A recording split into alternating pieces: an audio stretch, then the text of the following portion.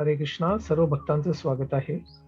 प्रातःकालीन श्रीमद भागवतमच्या पाठामध्ये आपण श्रवण करीत आहोत. श्रीमद भागवतमचा दुसरा स्कंद विसर्ग याच्या अंतर्गत अध्याय 4 सृष्टीच्या निर्मितीचा उपक्रम भाग 3. अध्यायामध्ये आपण शुकदेव गोस्वामींद्वारे केल्या जाणाऱ्या मंगलाचरणाचं श्रवण करीत आहोत. आपण बघितला 3रा मंगलचरणाचा श्लोक, ज्यामध्ये शुकदेव गोस्वामी हे इंगित करतात की भगवंत कुठे रममाण होतात.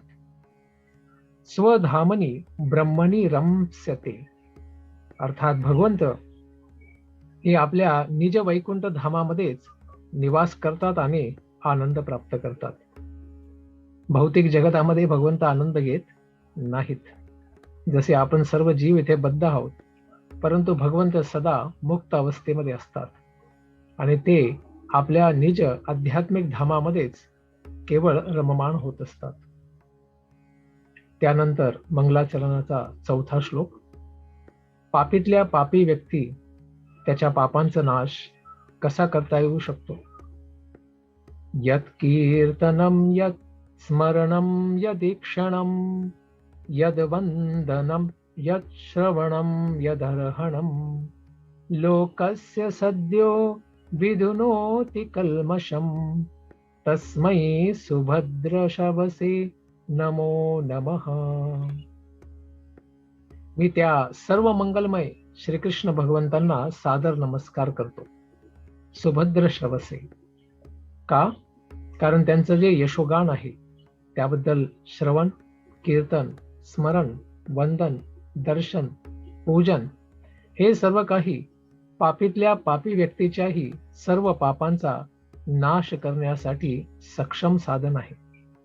त्यामुळे सांगितलेले विधुनोती सुहृत्सताम.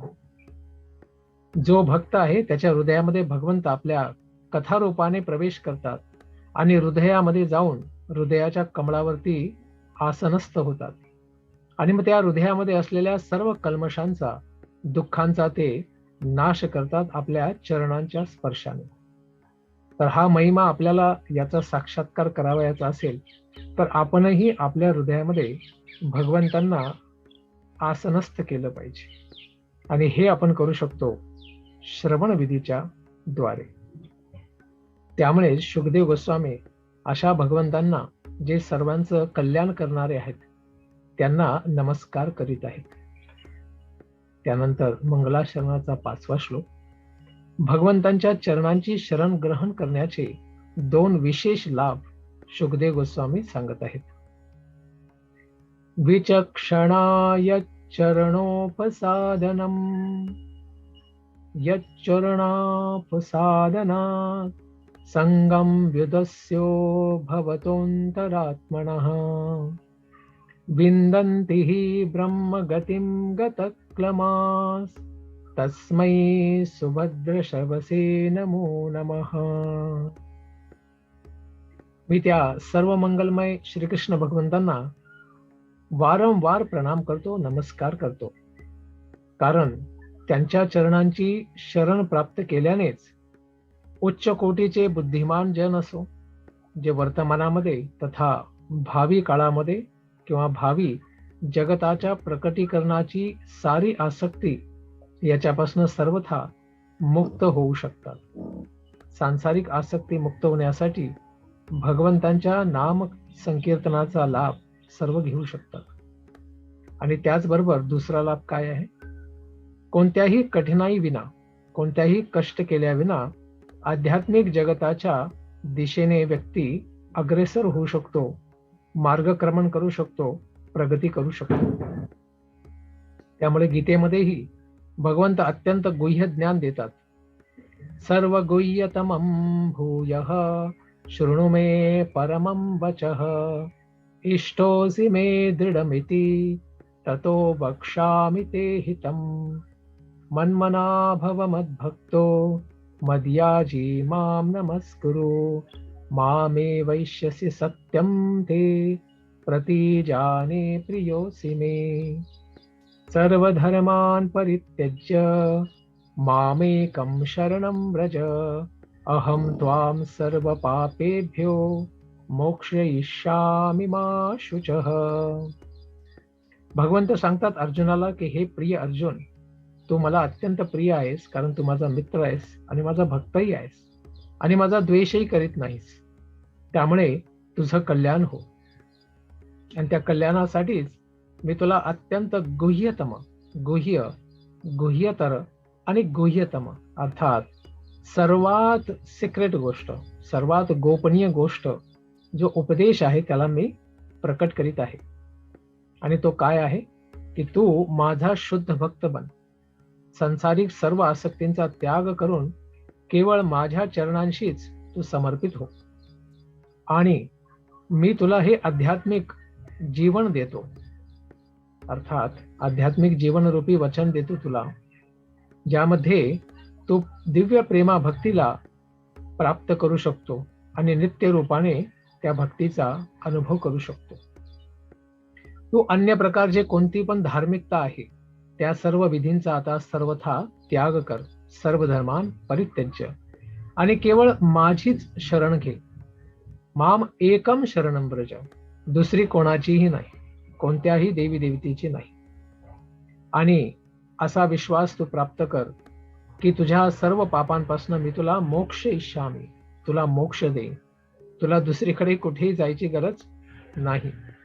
तुला निराकारामध्ये गणपतीकडे, शिवजीकडे, ब्रह्माजीकडे कोणाकडेही जायची गरज नाही, कारण मी तुझा उद्धार करण्याची जबाबदारी घेत आहे.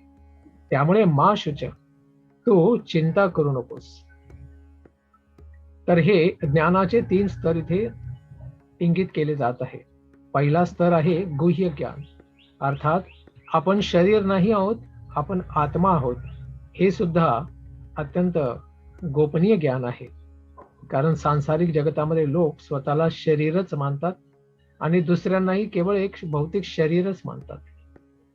परंतु गुह्य ज्ञानामध्ये व्यक्ती स्वतःलाही आत्माच मानतो आणि दुसऱ्या जीवांच्या हृदयामध्ये ही एक आध्यात्मिक स्फुल्लिंग आत्मा आहे, अशाच पद्धतीने तो विश्वास ठेवतो. त्यानंतरचं ज्ञान आहे ईश साक्षात्काराचं, परमात्म्याचं ज्ञान. त्याला गुह्यतर ज्ञान असे म्हणतात. कारण हृदयस्थ स्थित आहे आत्मा, परंतु त्याच हृदयामध्ये परमात्माही आहे आत्म्याबरोबर. जो उपदृष्टा हनुमंताचं भरता भोगता महेश्वर, तो या जीवाचे सर्व कार्यकलाप बघतो आणि या जीवाला तो मार्गदर्शन देण्यासाठी उभा आहे, जर त्या जीवाला ते मार्गदर्शन घ्यायचं असेल तर. अशा पद्धतीने हे ज्ञान, परमात्मा विषय ज्ञान, हे गुह्यतर ज्ञान आहे.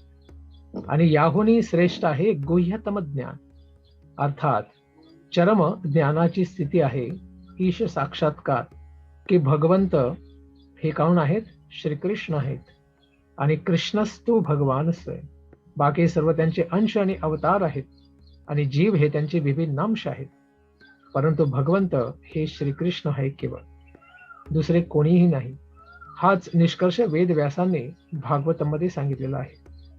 कृष्णस्तु भगवान स्वयं. भगवंत केवळ श्रीकृष्णच आहेत. त्यामुळे आपलं कर्तव्य आहे की सर्व कर्मकांडीय विधींचा, योग विधींचा, ज्ञान विधींचा त्याग करून आपण भगवंतांच्या फक्त शरणात गेलं पाहिजे. आणि त्या शरणागतीद्वारे आपण भगवंतांचा संपूर्ण साक्षात्कार प्राप्त करू शकतो.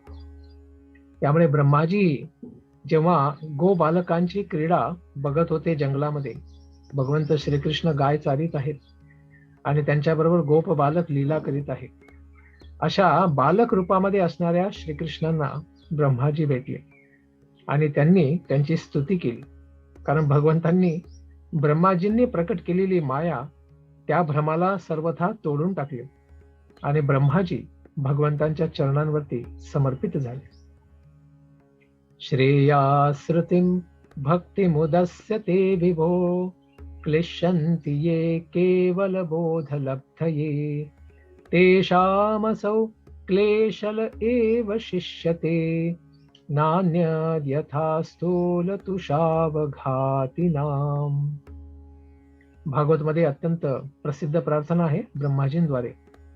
ते म्हणतात की भक्तियोग हा उच्च कोटीची परमसिद्धी आहे.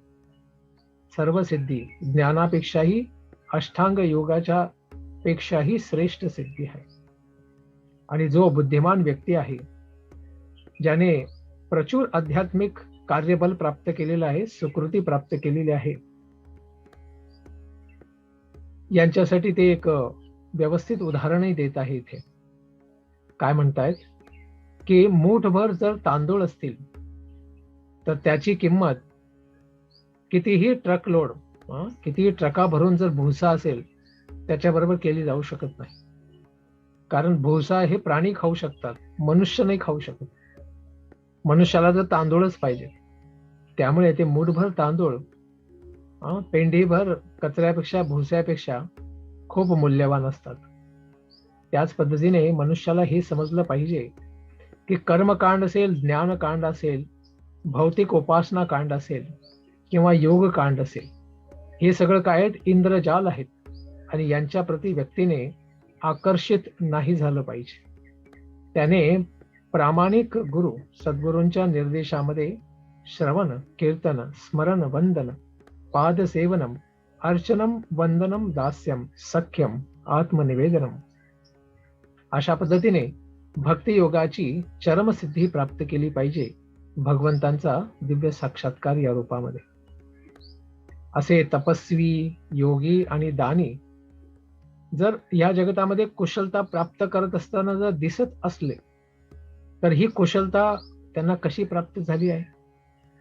तपस्विनो दानपरा यशस्विनो मनस्विनो मंत्रविदः सुमंगलः क्षेमं न विन्दन्ति विना यदर्पणं तस्मै सुभद्रश्रवसे नमो नमः. भगवंतांना पुन्हा नमस्कार केला जात आहे वारंवार. का? कारण मोठ्यातले मोठे विद्वान ऋषीगण, मोठमोठे दानी लोक आणि यश प्राप्त करणारे बहुत सारे कार्यकर्ता लोक आणि दार्शनिक लोक जे चिंतन करत असतात आणि चिंतनाद्वारे ज्ञान प्राप्तीचा प्रयत्न करीत असतात, योगी जनही, मोठे मोठे वेद पाठक, वेदांचा दिवसभर पाठ करणारे आणि मोठ्या मोठ्या सिद्धांताचे अनुयायी, हे सुद्धा जे महान गुण प्राप्त करतात भगवंतांच्या कृपेने, त्या सर्व गुणांना जोपर्यंत भगवंतांच्या सेवेमध्ये समर्पित करीत नाही तोपर्यंत ते आपल्या आपल्या विषयामध्ये, साधनेमध्ये कधीही निपुणता, क्षेम, कुशलता कधीही प्राप्त करू शकत नाही. त्यामुळे या संसारामध्ये भौतिकतावादी लोक हे कसे असतात? फक्त स्वतःचा स्वार्थ साधित असतात किंवा देश, धर्म, जाती, घर, गाव याच्या नावाने आपल्या स्वार्थाचा विस्तार करून त्याचा भोग करण्याचा प्रयत्न करीत असतात. परंतु या स्वार्थाच्या पलीकडे आहे परमार्थ, आणि त्या परमार्थाला प्राप्त करायचं असेल तर भगवंतांच्या नाम संकीर्तनाद्वारे प्राप्त करणं अत्यंत सोपं साधन आहे. नाम संकीर्तन पै साधन सोपे, जळतील पापे जन्मांतरीची, न लगे सायास जावे वनांतरा, सुखे येतो घराया नारायण. तर भगवंतांना प्राप्त करण्यासाठी कुठे जंगलात जायची गरज नाही. आपण जिथे आहोत स्थाने स्थिता, स्थानावरती स्थित होऊन भगवंतांचं भजन केलं पाहिजे. आणि मग संसिद्धीर हरितोषणम, भगवंत हरींनाच संतुष्ट केल्याने आपण स्वतः आत्मसमाधानी आणि संतुष्ट बनू. हा सिद्धांत आपण गीतेद्वारेही समजू शकतो की जे महान जन आहे, बुद्धिमान आहेत, ते काय करतात? सततम कीर्तयंतो माम, सतत भगवंतांच्या नामाचं कीर्तन करीत असतात. आणि संसारात तर अनेक महापापी लोक पडलेले आहेत. मग अशा पापी लोकांचा उद्धार कसा होऊ शकतो? तर संसारामध्ये कोण कोण पापी आहेत त्यांची आधी लिस्ट देत आहेत. किरात होणांद्र पुलिंद पुलकशा, आभीर शुंभा यवनः खसादयः, ये नेच पापा यदपाश्रयाश्रयः, शुद्ध्यन्ति तस्मै प्रभविष्णवे नमः. या सगळ्या जाती आहेत, परंतु हे गुण पण दर्शन करीत आहेत. जसे किरात, खूण आंध्र, पुलिंद, पुलकश, आभीर, शुंभ, यवन, खस या जातीचे जे सदस्य आहेत तथा दुसरे पण पापीजन जे पापकर्मामध्येच सदा सर्वदा बुडलेले असतात, ते सुद्धा परमशास्त्रशाली भगवंत यांच्या शुद्ध भक्तांच्या चरणांमध्ये शरण प्राप्त करून सर्वथा शुद्ध होऊ शकतात, सर्व अमंगळांचा नाश करू शकतात. आणि अशा भगवंतांना मी सादर नमस्कार करीत आहे, असं शुकदेव गोस्वामी म्हणत आहे.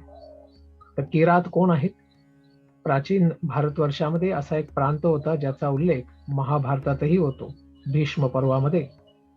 सामान्यतः किरात जी लोक आहेत ते भारताचे आदिवासी म्हणून विख्यात आहेत आणि आजकाल ते बिहार आणि छोटा नागपूर पठारावरती संताल परगण्यामध्ये ते आजही आढळतात. हूण कोण आहेत? पूर्वी जर्मनीचं जे क्षेत्र आहे, त्याचबरोबर थोडासा रशियाचा जो भाग आहे, त्यामध्ये राहणाऱ्या लोकांना हूण म्हणायचे आणि तेही पर्वतीय आदिवासीच आहेत. त्यानंतर आंध्र, हे दक्षिण भारतात आजही हा प्रांत आहे, आंध्र. तर याचंही वर्णन महाभारताच्या भीष्म पर्वामध्ये केलेलं आहे. त्यानंतर पुलिंद, याचाही उल्लेख महाभारतात आहे. पुलिंद नामक प्रांत आहे, त्यातल्या निवासियांनाच पुलिंद म्हणतात.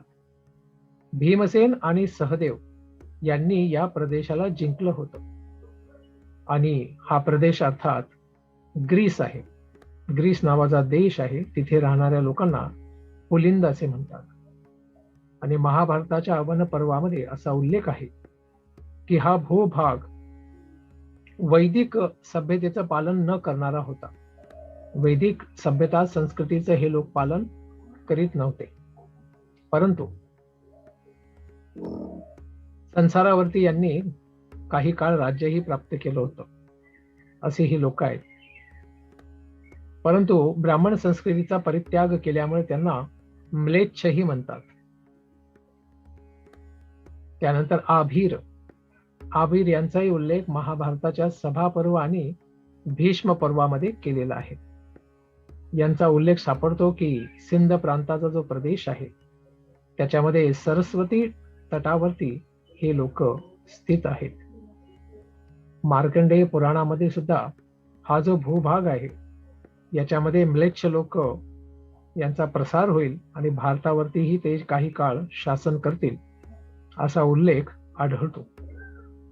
यानंतर शुंभ किंवा कंक हे प्राचीन भारताचे जे कंक प्रांत आहे तिथले निवासी होते. त्यानंतर यवनगण हे महाराज ययातींचे जे पुत्र आहे ते यवन. तर हेच काय, तुर्कस्तानामध्ये जो भूभाग आहे तिथे आजही त्यांचं दर्शन करू शकतो. तर हे सर्व ययातीज पासूनच निर्माण झाले होते. कालांतराने यांनी ब्राह्मण संस्कृतीचा त्याग केला, त्यामुळे यांना म्लेच्छ यवन किंवा म्लेच्छ यवन झाले असं म्हणतात. यांचाही उल्लेख महाभारतामध्ये सापडतो. त्यानंतर खस, खस देशातले ते निवासी आहेत, त्यांचाही उल्लेख द्रोण पर्वामध्ये महाभारतामध्ये केलेला आहे. ज्यांचे वरचे जे ओठ असतात ते ओठ ठिणगे किंवा ते सामान्यतः त्यांना मूछ म्हणजे काय, मिशा नसतात. तर हे सर्व लोक आहेत. तर हे कोण आहेत? मंगोलियाचे लोक, चीनचे लोक आणि त्या प्रकारचेच लोक. अशा पद्धतीने हे सगळे ऐतिहासिक स्थानांनुसार यांना नावं प्राप्त झालेली आहेत. परंतु हे बरबटलेल्या अवस्थेमध्ये जीवन जगत असतात, कारण हे डुकरं खातात, गायी खातात आणि सगळे प्राणी कीटक खातात. त्यामुळे हे सगळे काय, पाप योनी आहेत. त्यामुळे सांगितलेलं आहे की अशा पाप योनींचा सुद्धा उद्धार होऊ शकतो महान भक्ताच्या चरणांच्या स्पर्शाने. जसं शिल प्रभुपादजी सर्व या देशांमध्ये जाऊन त्यांनी त्यांच्या चरणांप्रती या जीवांना आश्रय दिल्यामुळे लाखो लोकांचा उद्धार झालेला आपण साक्षात्कार बघू शकतो. त्यामुळे अशा आचार्यांच्या प्रती कधीही अपराध केला नाही पाहिजे. अर्चे विष्णू शिलाधीर गुरुशो नरमती वैष्णवे जाती बुद्धी श्री विष्णोर नामनी शब्द सामान्य बुद्धी. तर मनुष्याने सतर्क राहिलं पाहिजे अपराध न करण्याच्या दृष्टीने. मनुष्याने मंदिरामध्ये भगवंत जे पूजित होतात, ज्या अर्च विग्रहांची पूजा होते, त्यांना केवळ एक दगड किंवा साधारण मूर्ती समजू नये. कारण सांगितलेलं आहे शास्त्रामध्ये, प्रतिमा नाही तुम्ही साक्षात ब्रजेंद्र नंदन. आपण प्रतिमा किंवा दगड नाही, आपण साक्षात भगवंत आहात.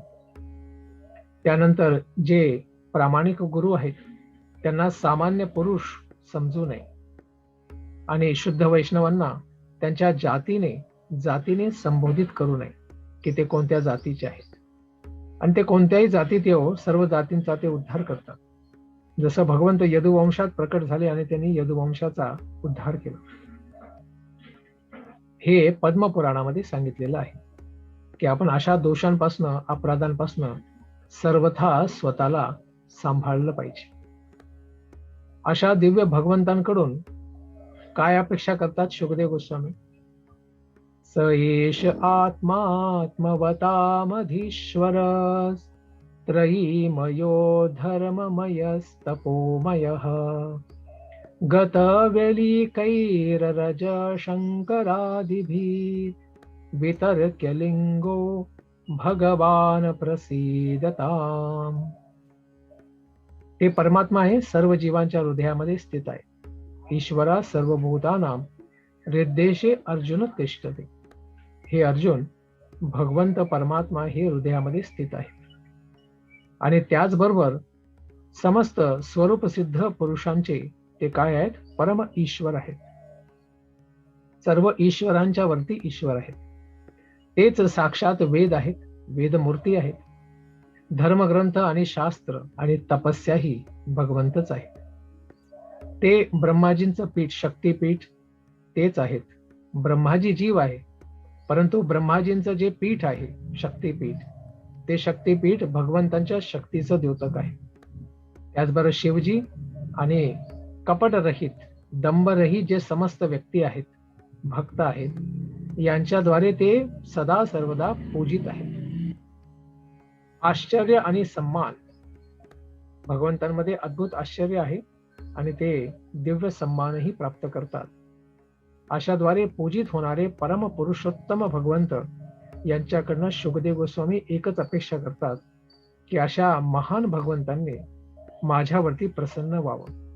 कारण मी त्यांची सेवा करण्याची इच्छा करतो आणि त्यांच्या दिव्य लीलांचं कीर्तन करण्याची इच्छा करत आहे. त्यामुळे त्यांनी मला तशा प्रकारची बुद्धी, तशा प्रकारचं चिंतन आणि साक्षात्कार द्यावा, जेणेकरून सर्वांचा लाभ होईल, सर्वांना भगवंतांचा साक्षात्कार होईल, यासाठी ते प्रार्थना करतात. आणि ही प्रार्थना अर्जुनासारखीच आहे.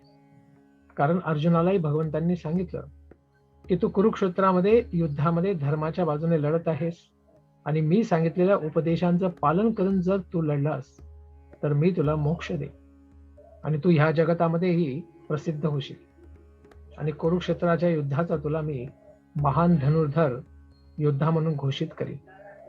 आणि मग अर्जुनाने सांगितलं, करिष्ये वचनम तव. हे भगवंत, मी आपण सांगितलेलं वचनच सिद्ध करीन. असं सांगितल्यानंतर युद्ध झालं आणि त्यामध्ये अर्जुन हा विजयी ठरला. त्यामुळेच अर्जुनाचे एक नाव आहे विजय. याचा उल्लेख भगवद्गीतेच्या शेवटच्या श्लोकामध्ये केले गेलेला आहे. चैतन्य चरितामृत मध्येही सांगण्यात आलेलं आहे की कृष्ण भक्त कसा असतो? निष्काम असतो. स्वतःसाठी त्याला कोणतीही भौतिक इच्छा नसते. त्यामुळेच कृष्ण भक्त निष्काम अतएव शांत. निष्काम असल्यामुळेच तो काय असतो? शांत असतो. आणि भुक्ती आणि मुक्तीची इच्छा करणारे, सिद्धिकामी, सिद्धीची इच्छा करणारे सकली अशांत, हे सर्वथा अशांत असतात. का? कारण ते भगवंतांची अपेक्षा करीत नाही.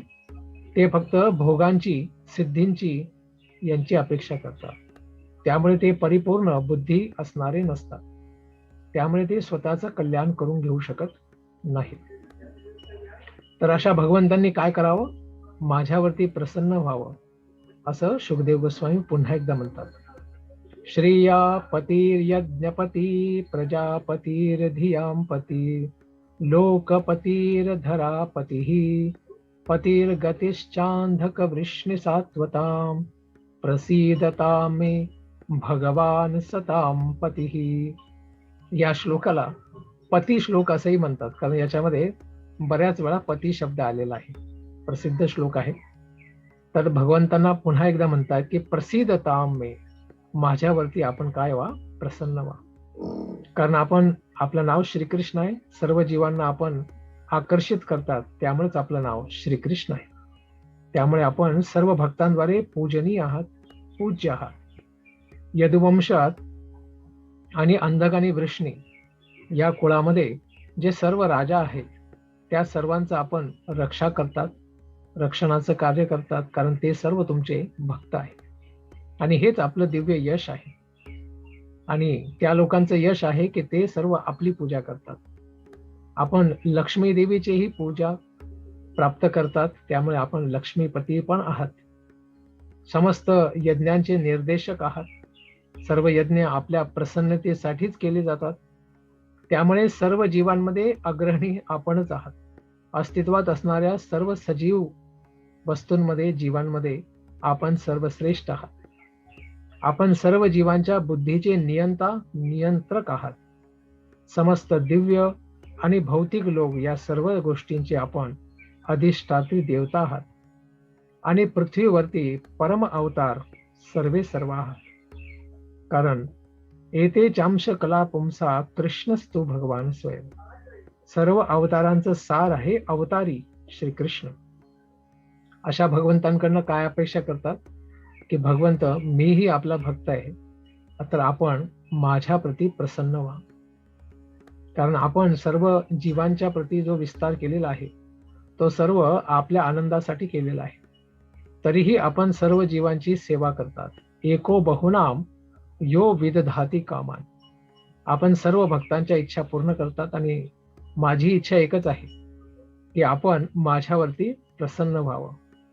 तर ही इच्छा प्रकट केलेली आहे शुकदेव गोस्वामींनी. तर यानंतर भगवंतांचे दर्शन कोण प्राप्त करू शकतो, याचं आपण श्रवण करूया पुढच्या कथेमध्ये. धन्यवाद.